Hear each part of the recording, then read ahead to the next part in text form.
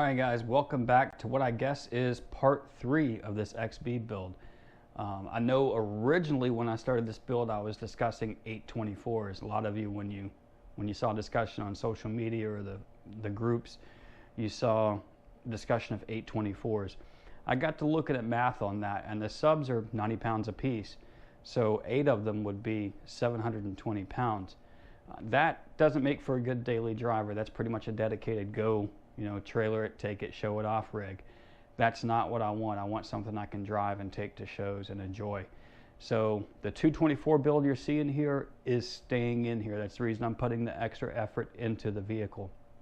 So right now I have everything done except for construction in the back, and I need to wrap that section of the door card, treat the back side as you guys saw in the Audi videos with Damplifier Pro, and then the Luxury Liner Pro, and those can go in for the final time.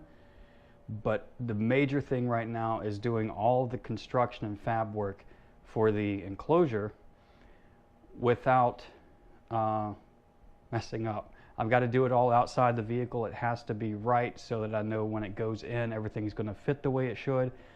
Up to this point, I've had everything in and out of the vehicle several times.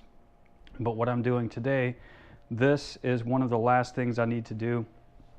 I've cut windows in the side walls of the enclosure. And I did that because the baffle will come up from the floor. Your seats are going to be here. The baffle will come up from the floor, and then it will angle away from you. So as you're sitting there, the top of that baffle will be pretty much at the top of the seat back, and then the subs angle down away from you. So you're not really going to see them very well from there, but I wanted people to be able to see them. So I cut windows into the side walls of the enclosure so that when the rear doors are open and people are waiting to get in and get a demo, they can look and see the big carbon 24s moving. Part of that is making these acrylic windows, and as you can see, they're cut square, and I need to get this 1.5 inch radius on them. So right there is how I'm going to do that on the router. And since I'm working with acrylic, one of the other big obstacles I've had is how to get these 3000.1s, the 125.4 and the 200.4 on this rear wall / amp rack. There was only one location where that the 3000s would fit on here, and that's from this point. This is the widest point of it. So I could fit them, but I could just fit them. And then since it's narrower up here than it is down here, the 200.4 and the 125.4 would only fit here, and I was left with a very small gap between the connection points of the amplifiers. I had them turned around so all the connection points were in the center, and my cabling was really tight here. And I'll probably drop an image on the screen here to show you guys just what a pain it was. So then I came up with the idea of putting them vertically aligned in the center, and I'm going to angle and stack them. When I decided to do that, I was like, I've got this acrylic here I can use, so I'm going to do little risers out of acrylic to let the amplifier stand on. So I get to work on that today, get the entire amp rack built on this so that it is done, and when it goes in the vehicle, all I have to do is install the amplifiers to the rack. I don't want to have to heave this in with the amplifiers on it. So enough talking, we're going to get to actual construction, let you guys see some of that, and hopefully by the end of this video it'll be playing. So let's get to it. Now what I'm doing here is just putting template tape on my templates, and I'm going to go ahead and route these two corners here so I can get this radius on them, and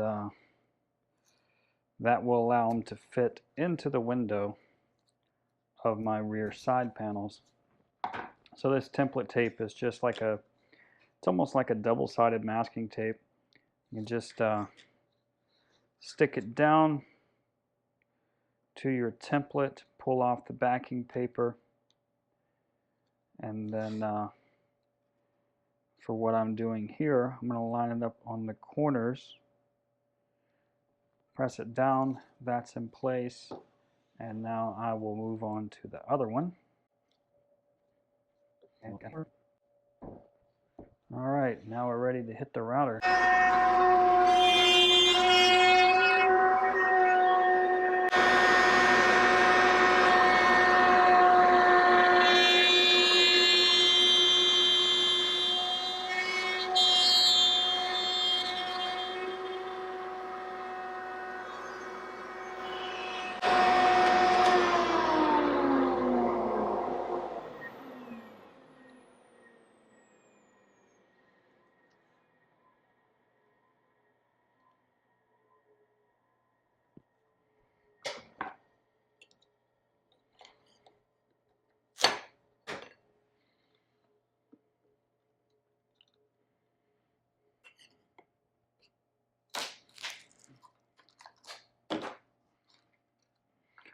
Did not want that to happen.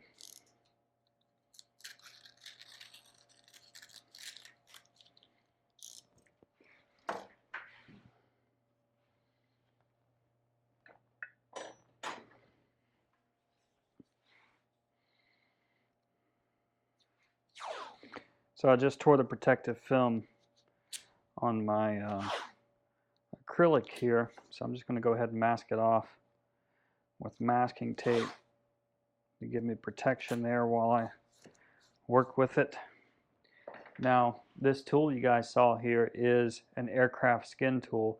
I get this from 12 Volt Tools. They're great for a lot of things like upholstery. You can push stuff in, use them. You can see here, it's great for pulling templates off. But this guy primarily I keep in the router tool drawer, and that's what it gets used for. I'm just going to check fit here, make sure this drops in the way I want it to. I do have a small gap. You can see how it moves around. That's because my upholstery material is going to wrap over this. So I did leave a gap so my upholstery material will fit. Now I'm going to take this piece, stick it to my other window, and this will be the template for the other window. I won't have to use these guys on the corners. I'll just use this.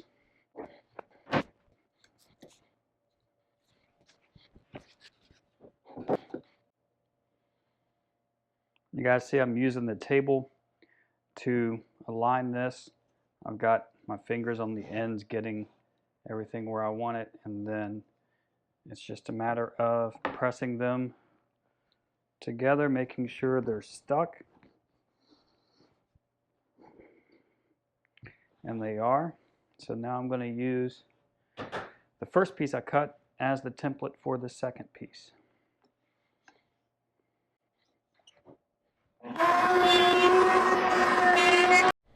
Alright, I've got both my windows cut and I dropped one in here. So now I'm going to trace the bottom side, which will be the outside of this panel.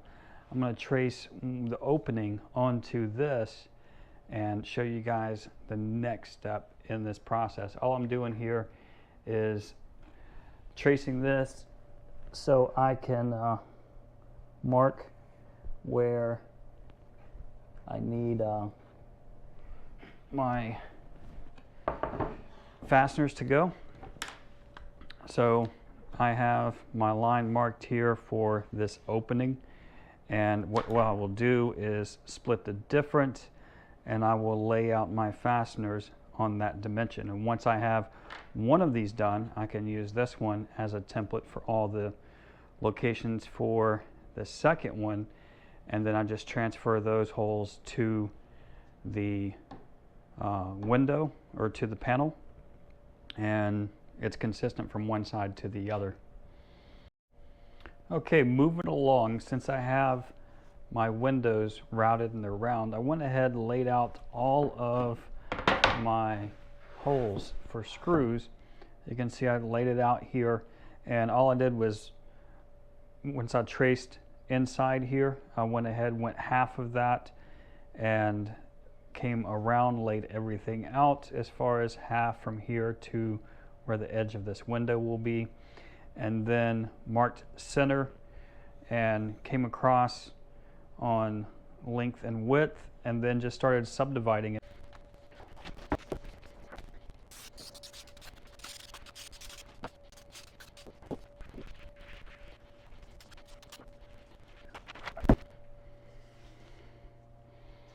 Guys, what I'm doing here is I'm going around and I'm gluing down the black suede to those two rear side panels that go at the rear doors of the vehicle.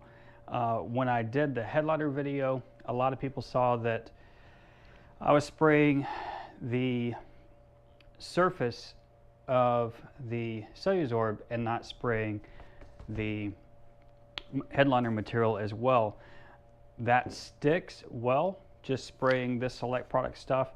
It sticks well just spraying the surface, but on this, where I have the panel and I'm wrapping edge to edge, because I have to wrap front side and back side, around the perimeter I am spraying both the headliner material and the panel. So that is just giving me a better bond there. But for everything else, like in the Audi, I did the same process. I used the performance product stuff and did the headliner, pressed it in just like I'm doing here, and it's been perfectly fine. But on the perimeter, since I am having to wrap both sides and come to a point where it meets, I'm spraying both the panel and the headliner. So I'm finishing that up. We'll trim it and I'll let you see the first one here.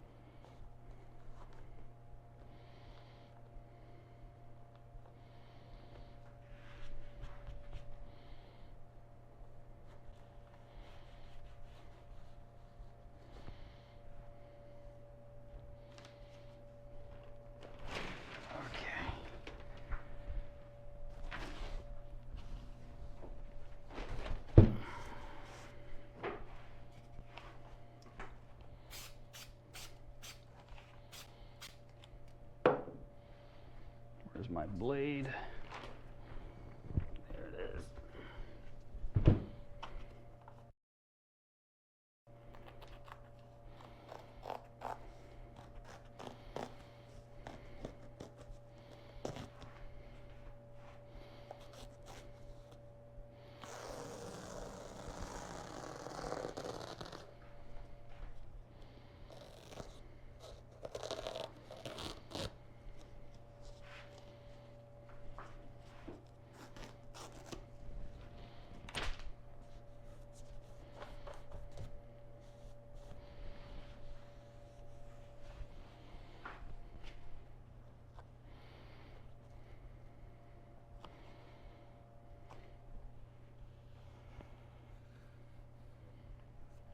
Now on this panel, since I do have the exterior side of the panel and the cabin side, which is where the baffle for the 24s is going to be, I do have to pay attention to how I wrap this. So this area here will be seen in the vehicle. So the suede that I've applied to the opposite side will get trimmed on the back side of this piece back here, and then when I wrap, I will wrap this around to the front side. So right now I can only wrap the exterior portion of it, and then once this goes in the vehicle, I can actually focus my attention on wrapping this side of it. Alright, so I made a tray to go under the floor, and I made this out of 3/4 inch material. It's 1 3/4 inches tall, and on the bottom I just have some old material I was using on the laser. So this is just test runs on the laser. So this is going to be the floor for my battery tray, and what I'm going to do next is bond a piece of PVC, obviously not this one, to the floor. And what that's going to allow me to do is use 3M's dual lock Velcro on the bottom of the battery and on the bottom of the tray, and that's what will retain the battery in the battery tray. Alright, so I've got my PVC cut in place, and all I did was use CA, bonded that to the MDF. Now the reason I put the PVC here is because this dual lock is going to go to the bottom of the battery and to this PVC, and when I pull the battery or move it, I want it to pull against the PVC and not delaminate MDF.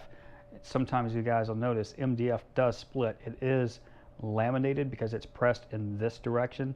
You can actually take an air compressor, and like this piece of MDF I have here, this is the face of it and this is the opposite face. You can take an air compressor and shoot air to the face of it and not feel air on the opposite side. But if you shoot through the side where you've cut, you can feel air on the opposite side. MDF is actually porous through the cut edges in that direction. The face is sealed up much better. But I didn't want this dual lock pulling against the MDF and possibly delaminating it. So I've got a 1/4 inch MDF here, 1/4 inch PVC, and my lithium will connect here. Now other things I have going on, since the lithium is going to be here and I have zero gauge coming under the floor, this cutout right here, this hole, is where zero gauge is going to come up through the floor. The positive side will connect to my lithium, and over here is where my ground is going to come in. Over here I have this Il Customs 6-spot fuse block that I got off of Amazon. Now this is what I needed. I have 6 devices that will be connected. I'll have Air Ride and a couple of 3000s. The 200.4, even though it's one amplifier, has 2 separate boards, so each side of the 200.4 gets its own 4-gauge run, and then I have my 125.4. But I do not like the way this cover for the fuse block looks, so I'm going to go ahead and show you guys what I did to rectify that. Alright, to get rid of this crooked logo on this fuse block, there were a few things I wanted to do. One, I wanted to label all of the outputs, and 2, I wanted to have my logo on it. So if you look at this image, you'll see that I have all of my outputs on the right side of this fuse block labeled, and at the bottom you see it says air. That is power output for the Air Ride system. Above that I've got the 2 3000.1s. I've got 2 outputs for the 200.4, since there are 2 separate boards on there, and then the 125.4 has its own output. And you'll notice that my logo is to the left, and due to the square, pretty much square shape of that logo, I was left with that empty space down there at the bottom. So I got to thinking, what am I going to do with this empty space? And it hit me that that's perfect for a QR code. I can drop a QR code there and let people scan that, and it will take them to, say, a build album or a video series on the vehicle. So I think what I'm going to do right now, this QR code, you guys can scan it. If you pause the video, you can scan it now. It will take you to the Facebook build album full of images of everything since I got the vehicle.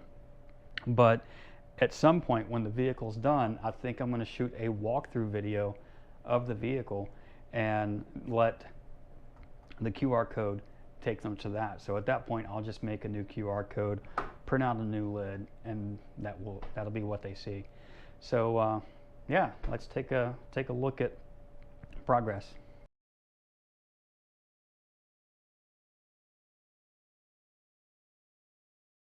Alright, so now that we have our piece off the laser, it's time to go ahead and separate it. And what I mean by separate it, I have the original lid for the fuse block here, but all I did was I used that at the router to trim here, and I also used it as a template to drill through holes for the fasteners. They're going to mount it.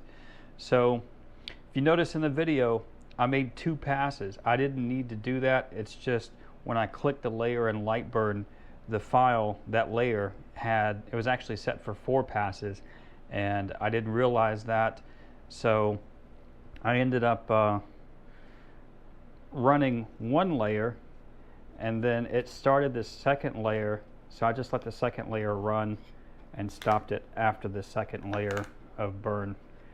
So pull these guys apart here, and so we have our backing paper here that protects it. And then I'm going to go ahead and peel that off. You guys will start seeing what this looks like.